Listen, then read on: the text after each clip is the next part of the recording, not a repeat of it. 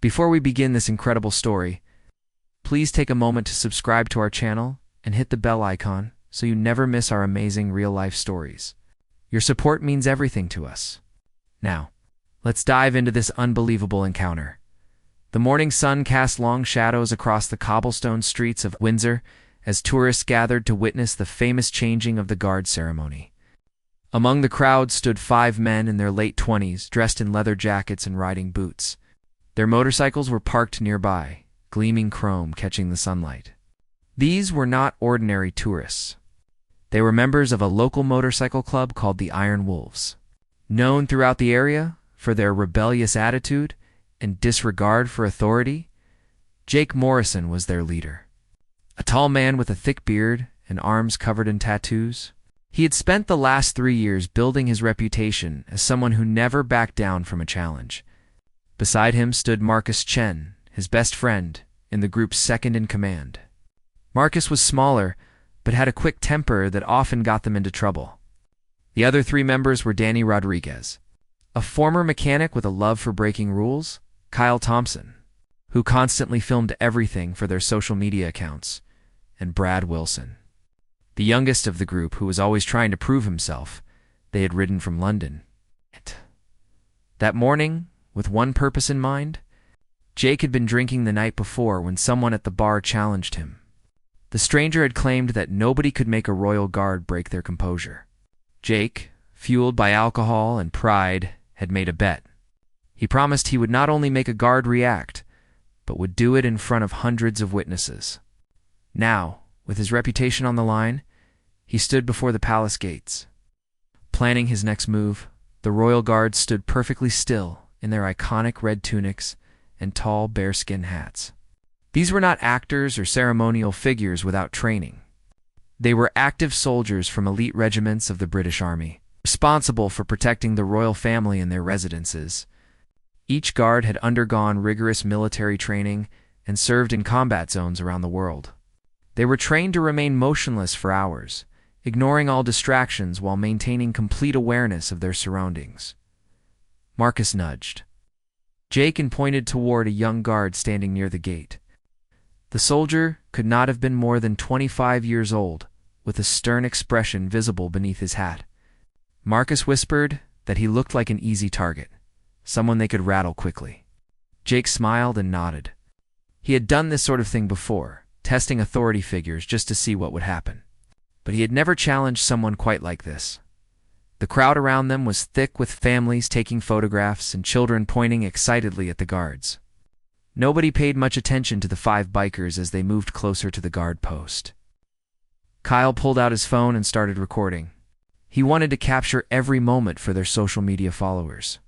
The Iron Wolves had built a decent following online by posting videos of their stunts and confrontations with police officers and security guards. This would be their biggest video yet. Jake stepped forward first, moving directly into the path where the guard would need to march during his patrol. The soldier's routine was predictable. Every few minutes, he would turn sharply and march exactly 10 paces before turning again. Jake positioned himself right in that path, waiting for the confrontation. The other 4 spread out slightly, forming a loose semicircle that would prevent the guard from easily moving around them. The guard began his turn.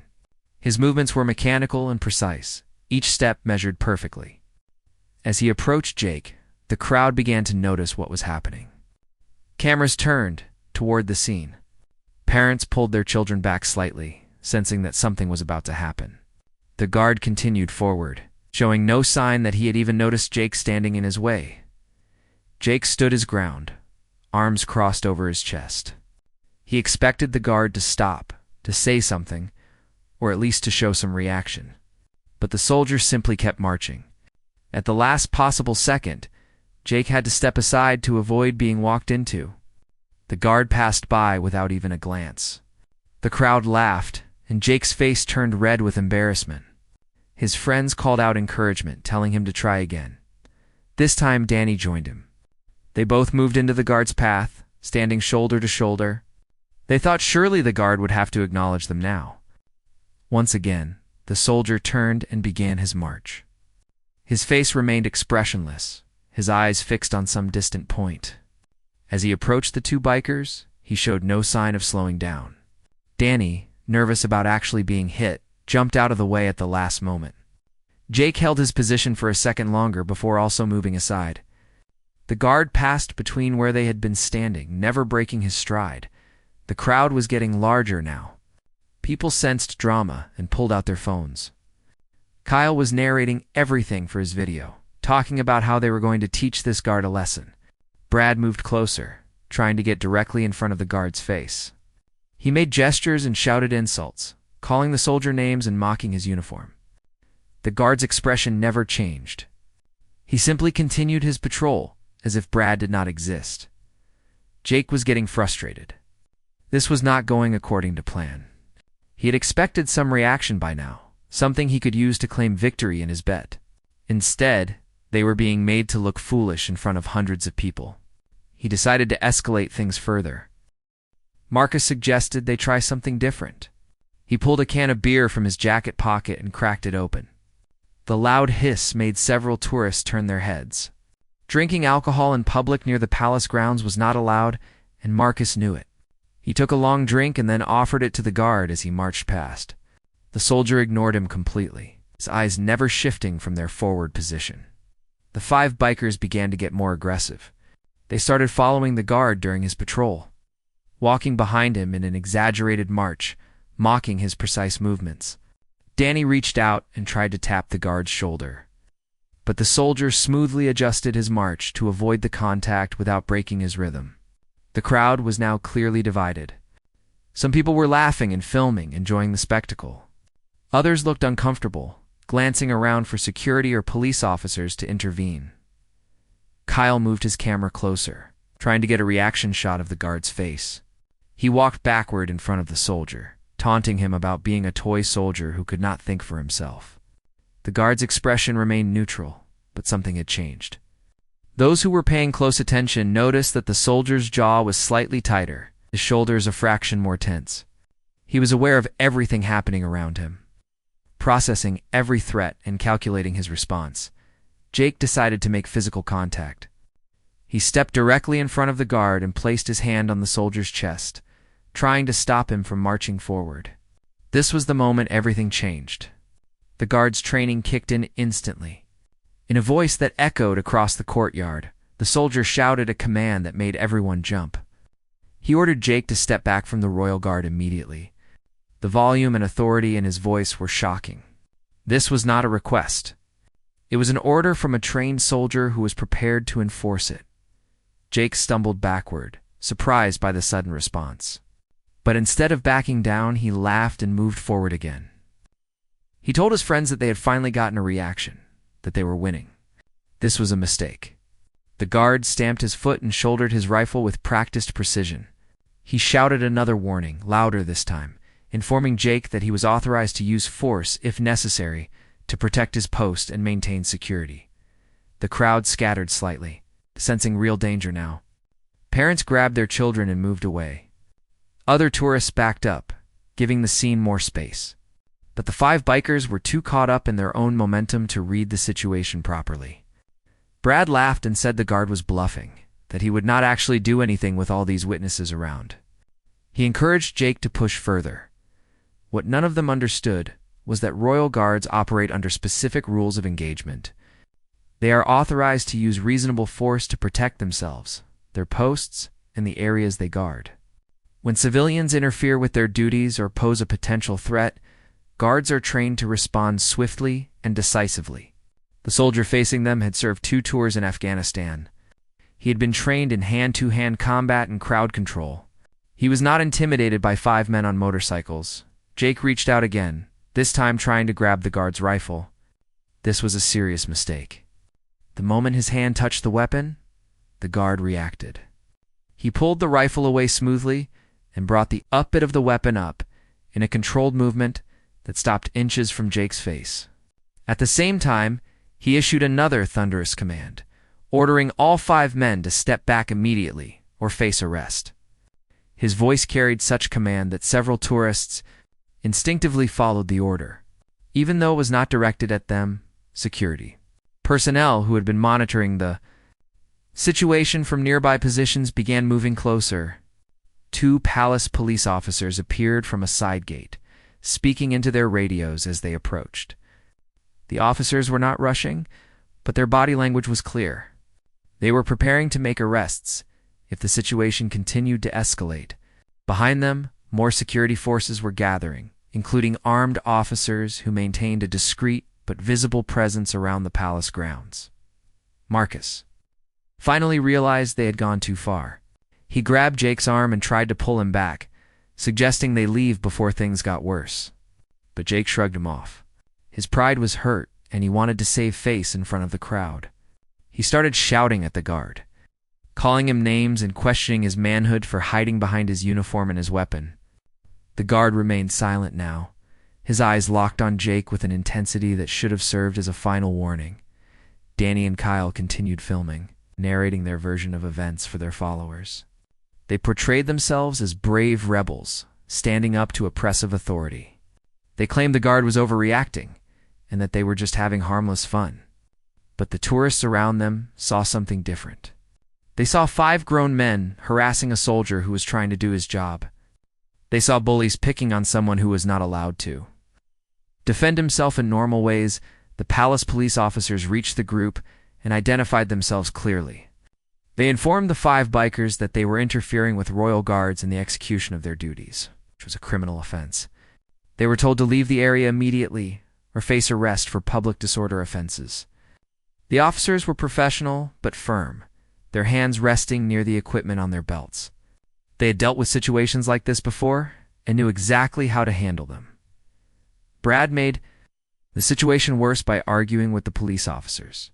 He claimed they had a right to be there as tourists and that the guard had threatened them first. He pulled out his phone and showed the video Kyle had recorded, insisting it proved they were the victims. One of the officers calmly explained that the video actually showed them harassing a soldier, refusing lawful orders to move back, and attempting to touch military equipment without permission. Everything they had done was recorded not just on Kyle's phone but on dozens of security cameras positioned around the palace grounds. The atmosphere shifted dramatically as more security personnel arrived. Within 30 seconds, the 5 bikers found themselves surrounded by 6 palace police officers and 4 armed protection officers. These were not local police who might give warnings and second chances. These were highly trained security professionals responsible for protecting one of the most queued important locations in the United Kingdom. They took their jobs seriously, and they had little patience for people who deliberately caused disruptions. Jake finally began to realize the severity of their situation. He raised his hands and said they were leaving, that there was no problem. But it was too late for simple compliance. The senior officer on scene informed them that they were being detained for questioning. Their identification documents were requested. The officer explained that their actions had been recorded and would be reviewed to determine what charges might be filed. The bikers exchanged nervous glances, their earlier confidence evaporating. Marcus tried to negotiate, offering apologies and claiming they had just been joking around. He explained they were part of a motorcycle club and were filming content for their social media accounts. The officer responded that creating content did not give them permission to harass soldiers or interfere with official duties. He pointed out that their motorcycle club affiliation actually made the situation worse, as it suggested premeditated disruption rather than spontaneous tourist behavior. Kyle was still holding his phone, the camera recording everything. One of the officers asked him to stop filming. When Kyle refused, claiming his right to record public servants, the officer calmly explained that while he could film in public areas, he was currently detained during a security investigation. Continuing to film after being asked to stop could be considered obstruction. Kyle reluctantly lowered his phone, not before capturing the embarrassed and worried expressions of his friends. The Royal Guard, meanwhile, had resumed his patrol. His face showed no emotion, no satisfaction at seeing his harassers detained. He simply continued his duty as if nothing had happened. This was his training. He had handled the threat appropriately, maintained his composure, allowed the proper authorities to manage the aftermath. For him, this was just another day protecting the palace. For the 5 bikers, it was becoming a nightmare they would not soon forget. Each biker was required to provide their full name, address, and date of birth. The officers ran their information through police databases, checking for outstanding warrants or previous incidents. Brad had 2 prior arrests for public disorder and assault, which immediately raised concerns. Danny had a record of traffic violations and resisting arrest. The officers made notes of everything, building a file that would be forwarded to the Crown Prosecution Service for review. Jake was questioned separately about his intentions. He was asked why he approached the guard, why he touched the rifle, and whether he understood that interfering with military personnel could be considered a serious offense. Jake tried to downplay everything, claiming they were just tourists who got a bit carried away. But the officers had watched the entire incident unfold on security monitors. They had seen the deliberate planning, the coordinated harassment, and the escalating aggression. The crowd of tourists had grown larger, everyone watching the drama unfold. Children asked their parents what was happening, why the motorcycle men were in trouble. Parents used the opportunity to teach lessons about respecting authority and understanding boundaries. Many tourists were taking photos and videos of the bikers being detained, posting them online with comments about foolish behavior and appropriate consequences. After 20 minutes of questioning and documentation, the senior officer addressed the group. He informed them they were being released without immediate arrest, but that their information had been recorded and their case would be reviewed. They might receive summonses to appear in court on charges of public disorder, harassment, and interfering with military duties. The officer emphasized that these were not minor offenses and could result in significant fines or even jail time. The bikers were also issued formal warnings. They were told they were banned from palace grounds for the next 12 months. If they returned during that period, they would be arrested immediately for trespassing. The warning was recorded in the palace security system, complete with photos and identification details. The officer explained that this ban was enforceable at all royal residences, not just Windsor. They had successfully gotten themselves blacklisted from visiting any property associated with the royal family. Brad tried to argue, saying the punishment was excessive for what he still considered a harmless prank. The officer's response was sharp and direct. He pointed out that royal guards were active military personnel, not entertainment for tourists. Harassing them was no different than harassing any other soldier. He reminded Brad that Britain had laws specifically protecting military personnel from abuse and interference. These laws existed because soldiers in ceremonial duties were vulnerable to harassment, precisely because their roles required them to remain disciplined and restrained. The officers then addressed the broader situation. They explained that incidents like this were taken very seriously because they created security concerns. When guards are distracted by harassers, their attention is diverted from actual threats. In a world where terrorism and political violence are real dangers, creating disruptions near protected sites is viewed with extreme suspicion. What the bikers thought was funny could be interpreted as probing security responses or creating diversions from more serious activities. Marcus apologized again, his voice subdued. He admitted they had made a mistake and promised it would never happen again. The officer accepted his apology but emphasized that their future cooperation with any legal proceedings was now mandatory. Failure to respond to summonses or comply with the ban would result in immediate arrest warrants. The message was clear. Their prank had ended, and now they faced real consequences. The bikers were escorted away from the palace grounds, back to where their motorcycles were parked. 2 officers accompanied them to ensure they actually left the area. As they walked, they passed tourists who stared at them with disapproval. Some people made comments calling them disrespectful and foolish. Others simply shook their heads. The attention that Jake had craved was now deeply embarrassing. When they reached their motorcycles, the officers waited while each biker put on their helmet and started their engine. The officers took down the license plate numbers and vehicle descriptions, adding them to their report. They reminded the group one final time about the ban and the potential legal proceedings. Then they stood watching as the 5 bikes pulled away from the curb and headed back toward London. The ride home was silent. Each man lost in his own thoughts about what had just happened. Kyle reviewed the footage on his phone as Marcus drove. What he saw was not the triumphant confrontation they had imagined creating. Instead, He watched 5 grown men, looking increasingly foolish, as they harassed a soldier who never lost his composure. He watched Jake stumble backward in surprise at the guard's first command. He saw the fear in their faces when armed officers surrounded them. This was not content that would make them look brave or rebellious. This was evidence of their own stupidity. When they stopped at a service station halfway home, Jake gathered the group to talk. He was angry and defensive, trying to blame everyone but himself for what had happened. He claimed the guard overreacted, that the police were power-hungry, and that they were victims of an oppressive system. But his words rang hollow. Even Brad, usually his most loyal supporter, looked skeptical. They all knew Jake had pushed too far, that his pride had gotten them all into serious trouble. Marcus was the one who finally spoke the truth. He told Jake that they had harassed a soldier who was just doing his job. They had ignored multiple warnings, escalated the situation repeatedly, and then acted surprised when authorities responded. He pointed out that Jake's need to win a stupid bar bet had now put all of them at risk of criminal records. His words were harsh but fair, and Jake had no good response. The drive back to London was tense. The group that had left that morning full of confidence and bravado now felt defeated and worried. They thought about the possible consequences. Criminal charges could affect their jobs, their families, and their reputations. A ban from royal sites was embarrassing and limiting. But worse than all of that was the knowledge that their own video evidence could be used against them in court.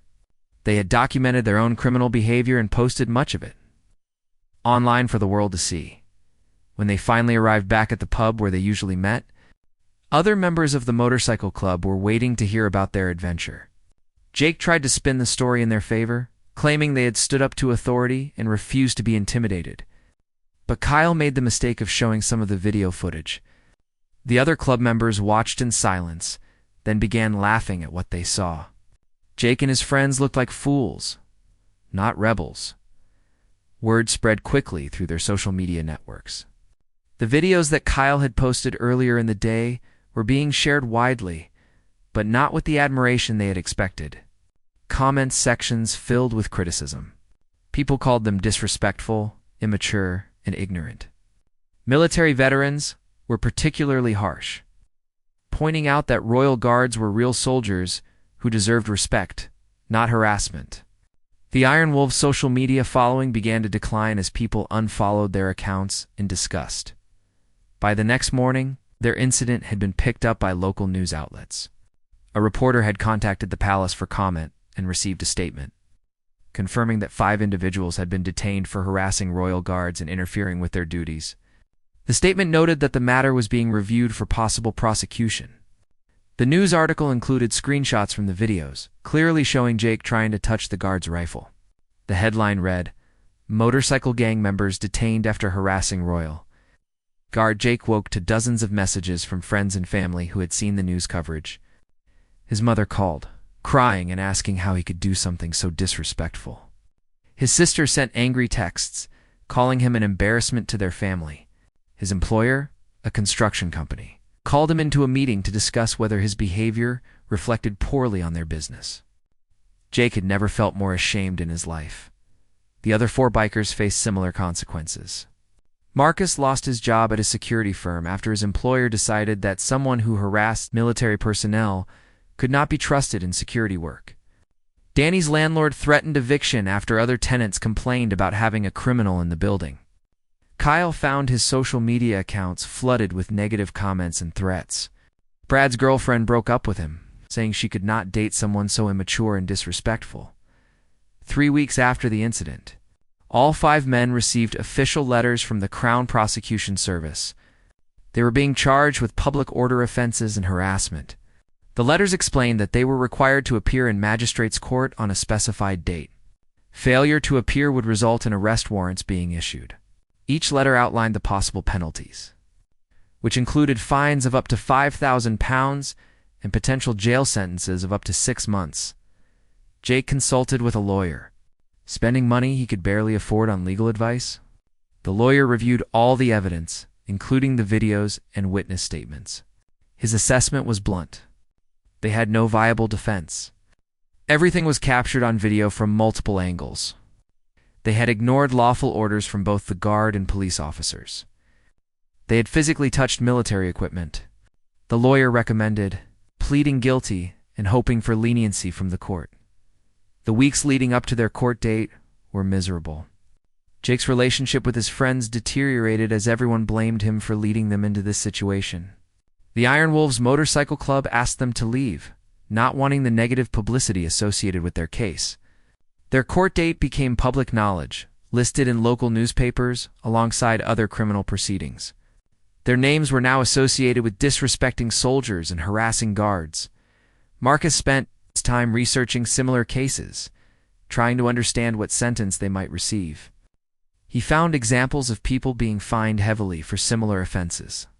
One man had been jailed for 6 months after pushing a royal guard. Another had been fined £3,000 and banned from London for a year. Every case he read made him more anxious about their upcoming court appearance. The night before their court appearance, Jake could not sleep. He lay in bed replaying the entire incident in his mind, wishing he could go back and make different choices. He thought about the stupid bar bet that had started everything. Was proving himself to a stranger really worth all this trouble? He thought about the guard's face, professional and controlled even while being harassed. That soldier had shown more discipline and maturity than Jake had ever demonstrated in his life. When morning came, all 5 men met outside the magistrate's court. They wore their best clothes, trying to look respectful and remorseful. Their lawyers had coached them on courtroom behavior. No smiling, no casual conversation, no disrespect toward the judge or court officials. They were to answer questions directly, take responsibility for their actions, and express genuine remorse. Their futures depended on convincing the judge they understood the seriousness of their offense. The courtroom was smaller than Jake had expected, but its formal atmosphere was intimidating. The judge entered, and everyone stood. She was a woman in her 60s with sharp eyes that seemed to look right through them.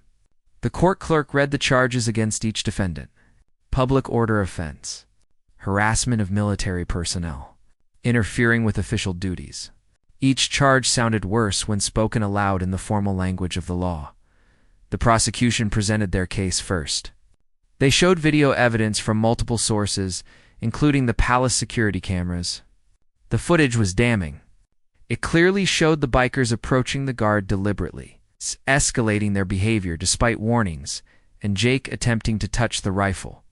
The prosecutor emphasized that this was not spontaneous tourist behavior, but premeditated harassment, documented by the defendants themselves for social media content. The prosecutor also read statements from witnesses, including several tourists who had been frightened by the confrontation. One family with young children described how scared their kids were when they saw the guard shout and shoulder his rifle. Another witness, a military veteran, spoke about how disrespectful and dangerous it was to touch a soldier's weapon. Each statement painted the bikers as thoughtless troublemakers, who disrupted a solemn ceremony and frightened innocent people. When it was their turn to speak, Jake's lawyer went first. He acknowledged that his client had made serious mistakes and showed poor judgment.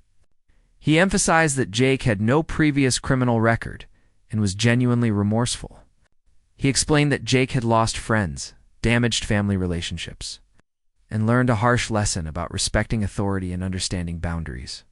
He asked the judge to consider a sentence that would punish but also allow Jake to move forward with his life. Similar statements were made for each defendant, with slight variations based on their individual circumstances.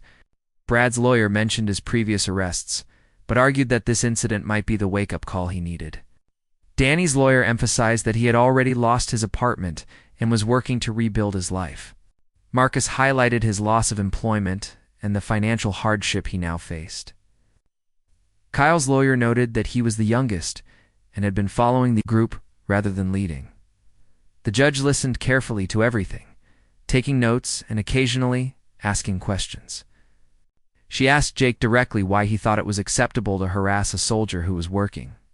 Jake struggled to answer, finally admitting that he had been trying to impress people and prove himself, but that he now understood how wrong and disrespectful his behavior had been. His voice shook as he apologized to the guard, to the court, and to everyone affected by his actions. After hearing from all 5 defendants, the judge took a short recess to consider the sentences. The wait was agonizing.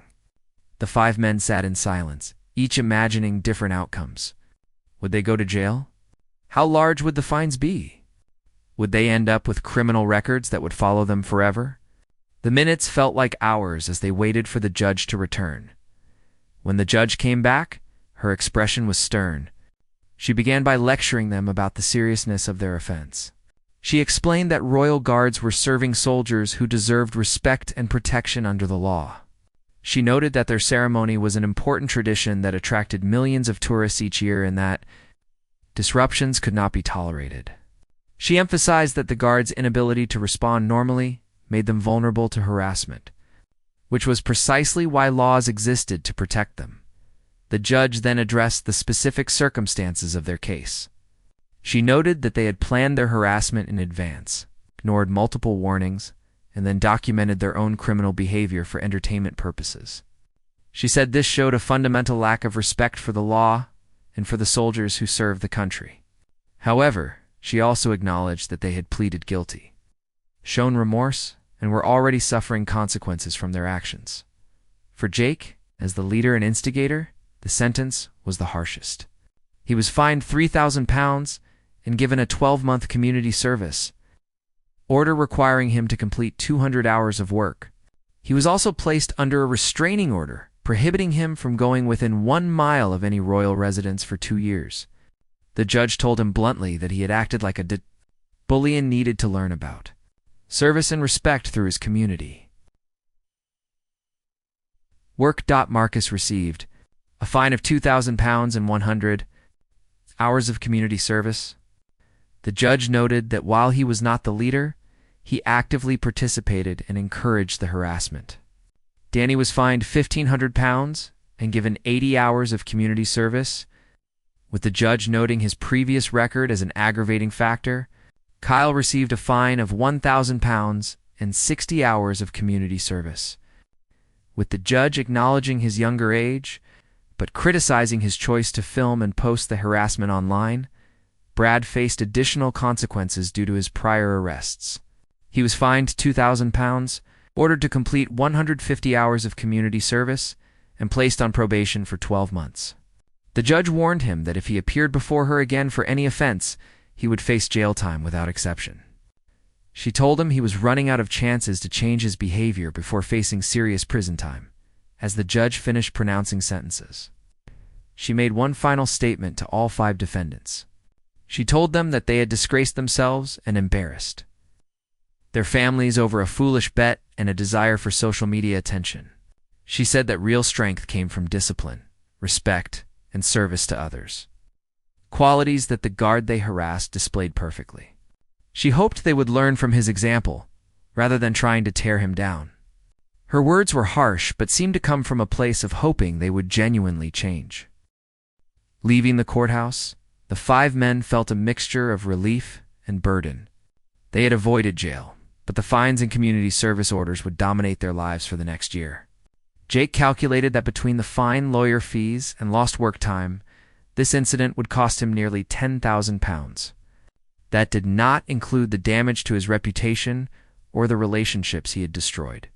His stupid bet had become the most expensive mistake of his life. The community service assignments came 2 weeks later. Jake was assigned to work at a veteran support center, helping elderly former soldiers with home repairs and yard work.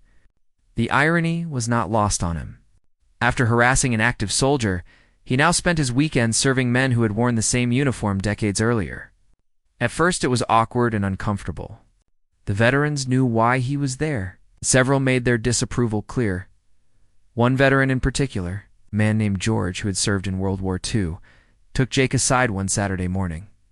George had watched Jake work for several weeks, noticing his sullen attitude and minimal effort. He told Jake a story about serving in the Coldstream Guards in the 1940s, about standing watch for hours in all weather, about the discipline and pride required to wear that uniform. He explained that the guard Jake had harassed was part of a tradition stretching back centuries, representing the best of British military service. George's words affected Jake more than any court lecture or fine.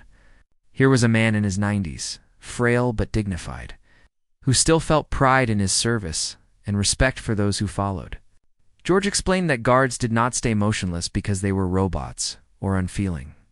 They did it because their duty required discipline and because they represented something larger than themselves. Jake began to understand that what he had seen as weakness or rigidity was actually incredible strength and commitment. As weeks passed, Jake's attitude toward his community service changed. He stopped viewing it as punishment and started seeing it as an opportunity to learn something he had never understood before: what real strength looked like. He met veterans who had fought in wars, who had lost friends and faced death, but who remained humble and kind. He saw elderly men who struggled with daily tasks but refused to complain or demand special treatment. These men showed him what discipline and honor actually meant. Marcus, assigned to work at a youth center, found his own lessons. He worked with teenagers from troubled backgrounds, many of whom reminded him of himself at that age. He saw kids making the same mistakes he had made, seeking respect and validation through rebellion and confrontation. He started talking to them about his own experience, using his story as a warning about where that path led. Some of the teenagers listened. Marcus discovered that sharing his mistakes might prevent others from repeating them. Danny worked with a charity that helped homeless veterans, men who had served their country but fallen on hard times. He met former soldiers dealing with mental health issues, addiction, and poverty. These men had worn uniforms and served with distinction, but life after service had been harsh. Danny began to see military service as more complex than he had imagined. These were not toy soldiers or mindless enforcers. They were real people who had given years of their lives to something larger than themselves. Kyle was assigned to help at a museum dedicated to military history. He spent hours learning about different conflicts, reading letters from soldiers to their families, and studying the sacrifices made throughout generations. He came across information about the Foot Guards regiments, the units that provided royal guards. He learned about their combat deployments, their casualties in recent wars, and the rigorous selection process for ceremonial duties. The guard he had helped harass might have served in Iraq or Afghanistan before being selected for palace duty. Brad, with his history of violence and confrontation, was assigned to an anger management program alongside his community service. He worked at a recycling center and attended weekly group therapy sessions. The sessions forced him to examine his behavior patterns and understand why he constantly sought conflict. He realized that his aggression came from insecurity and a need to prove himself. Like Jake, he had equated violence and defiance with strength, never understanding that real strength meant controlling those impulses. 6 months into their sentences, Jake had an unexpected encounter. He was working at the Veterans Center when a younger man in civilian clothes arrived to visit his grandfather. They recognized each other immediately. It was the guard from Windsor, the soldier they had harassed. For a moment, both men froze, unsure how to react. Then Jake did something he had not planned. He walked over and offered a genuine apology. Not because it was required or because anyone was watching, but because he truly meant it. The guard, whose name was Thomas, was surprised but listened as Jake explained what he had learned over the past months. Jake talked about working with veterans, about understanding what service and discipline actually meant, and about how ashamed he was of his behavior that day. Thomas listened quietly, then simply nodded and said he appreciated the apology. He explained that incidents like theirs happened more often than people realized, but most harassers never learned anything from the experience. The fact that Jake was actually working to change meant something.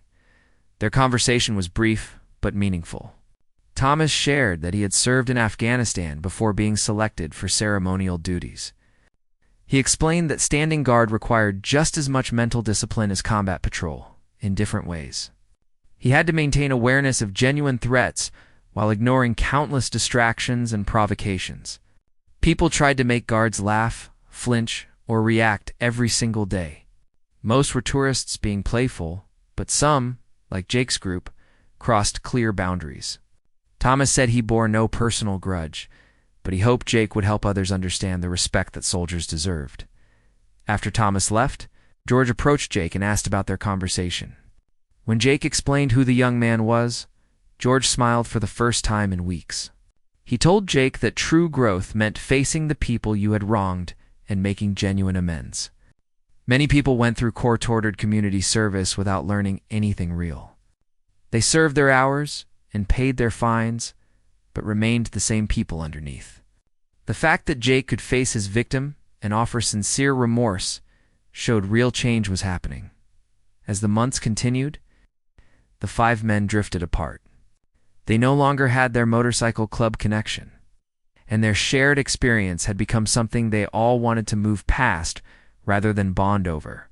Jake occasionally saw Marcus at community events, and they would exchange brief updates about their progress.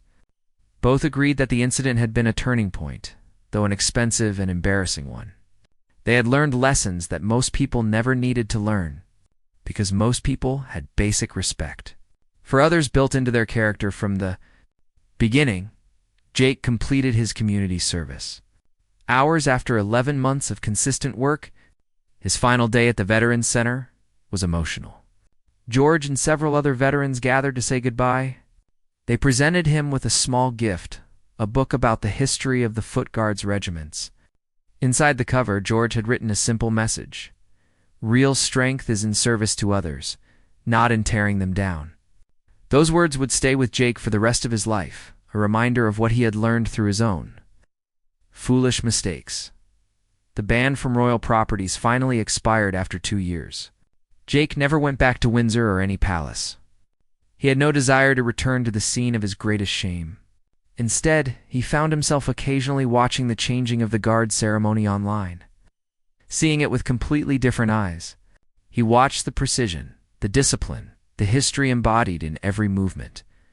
He thought about Thomas and countless other soldiers who stood those posts with honor and professionalism. Despite facing daily harassment from people who did not understand or appreciate what they represented, Marcus found new employment, though it took almost a year to rebuild his professional reputation. He was honest in job interviews about his criminal record and what he had learned from the experience. Some employers dismissed him immediately, but others appreciated his candor and willingness to take responsibility. He eventually found work with a company that valued second chances and personal growth. He never joined another motorcycle club. Having lost his taste for the rebel culture that had contributed to his poor judgment, Danny managed to secure new housing and kept himself out of trouble. His community service work with homeless veterans had affected him deeply. He volunteered occasionally, even after his required hours were complete. Feeling that he owed something to the military community he had disrespected, he still struggled with authority at times. But he thought carefully before acting on those impulses, remembering the price he had paid for his recklessness. Kyle deleted all his social media accounts after completing his sentence. The experience of being publicly shamed and criticized had taught him that online attention was worthless compared to real respect and genuine relationships. He focused on his job and his family, living a quieter life than he had imagined for himself. Sometimes he thought about the videos he had posted, wondering if they were still circulating somewhere on the internet, a permanent record of his foolish behavior. Brad had the hardest journey. His anger management therapy helped, but changing ingrained behavior patterns was difficult work. He violated his probation once by getting into a bar fight, which resulted in an additional 3 months added to his sentence and a stern warning from the judge. The second chance motivated him to take his therapy seriously. He learned techniques for managing his temper and began to understand the root causes of his aggressive behavior. Progress was slow, but he was genuinely trying to change. 3 years after the incident, Jake received an unexpected letter. It was from Thomas, the guard he had harassed. Thomas wrote that he was leaving the military after completing his service commitment. He wanted Jake to know that their encounter at the Veterans Center had stayed with him. Thomas wrote that most people who harass guards never face real consequences or learn from their actions. Seeing Jake doing community service and genuinely trying to change had restored some of his faith in people's capacity for growth. The letter was brief but kind, offering forgiveness that Jake had not realized he still needed. Jake wrote back thanking Thomas for his service and for his forgiveness. He shared how much he had changed over the past 3 years and how that 60 seconds of chaos at Windsor had redirected his entire life. He acknowledged that he had become a better person, but only because he had been forced to confront his own character flaws and immaturity. He wished he had learned those lessons without hurting others or embarrassing himself and his family, but he was grateful for the opportunity to grow. The story of 5 bikers challenging a royal guard became a cautionary tale shared online for years. The videos resurfaced periodically, always generating new discussions about respect, authority, and consequences.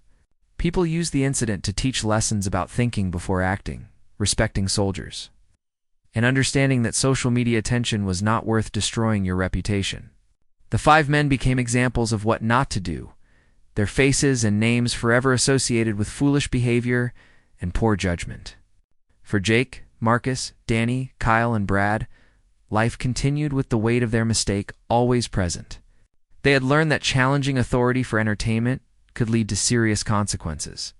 They had discovered that real courage meant discipline and service, not confrontation and defiance. Most importantly, they understood that the royal guard who had stood firm against their harassment had shown more strength in 60 seconds than they had displayed in their entire lives. He had remained professional, controlled, and dignified while they had acted like foolish children. That realization, more than any fine or community service, was the punishment they would carry forever.